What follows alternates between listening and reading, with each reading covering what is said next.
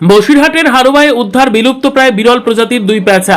উত্তর 24 পরগনা জেলার বসিরহাট মহকুমার হারোয়ার পাইকপাড়া এলাকা থেকে বিলুপ্তপ্রায় বিরল প্রজাতির দুটি পেঁচা উদ্ধার করল বন দপ্তর। বন দপ্তর ও স্থানীয় সূত্রে জানা যায়, হারোয়ার বাসিন্দা আজ সকালে রামপুরা রেঞ্জে খবর দেন যে এলাকায় দুটি পেঁচা দেখা গেছে। খবর পেয়ে দ্রুত ঘটনাস্থলে পৌঁছন বন দপ্তরের কর্তব্যরত কর্মী। পাইকপাড়া এলাকা থেকে পেঁচা দুটিকে নিরাপদে উদ্ধার করে তাদের চিকিৎসার ব্যবস্থা করা হয়। বন দপ্তর সূত্রে জানা গেছে, সম্পূর্ণ স্বাস্থ্য পরীক্ষা করার পর পেঁচা দুটো সুস্থ থাকলে আবারও তাদের প্রকৃতিতে ছেড়ে দেওয়া হবে।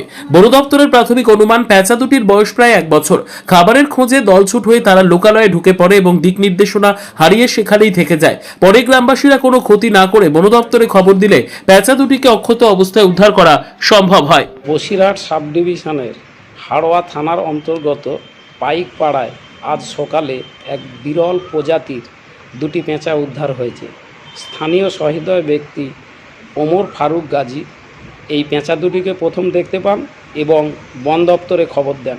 তৎক্ষণাৎ বন দপ্তরের কর্মী সুবিদ আলী গাজী তিনি তার দক্ষতার সঙ্গে এগুলিকে উদ্ধার করেন এবং প্রাথমিক চিকিৎসার পরে সেগুলি বন দপ্তরের নিয়ে যান।